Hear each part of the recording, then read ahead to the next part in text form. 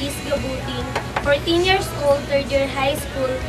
Nag-aaral po ako sa Batasan Hills National High School at proud po ako na galing ako ng Batasan family. Noon, nung ako'y hindi pa born again Christian, isa po akong pasaway na anak, masamang kapatid, at kung saan-saang simbahan po ako nagsisimba.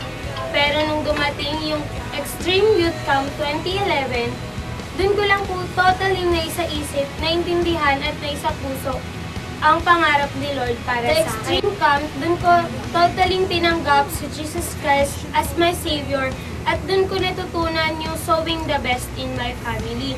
Kaya nung Extreme Welcome, nagulat ako kasi hindi ko in-expect na kung sino pa yung pinakatutol sa pagsama ko sa camp ay siya pa palang magsasalubong sa akin pauwi. Kaya sobra-sobra yung pasasalamat ko kay Lord kasi alam ko siya yung humipo sa puso ni Papa para malaman niya at maintindihan niya ang mga ginagawa ko sa ngayon.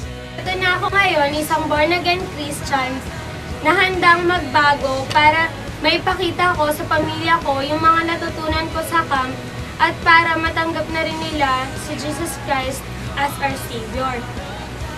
Kaya ngayon, kayo mga ka-extreme, ay hinahaman ko sa isang malawakang pagbabago upang lahat tayo ay lubusang makilala ang ating Panginoong Diyos. Dahil naniniwala ako na walang imposible sa ating Diyos.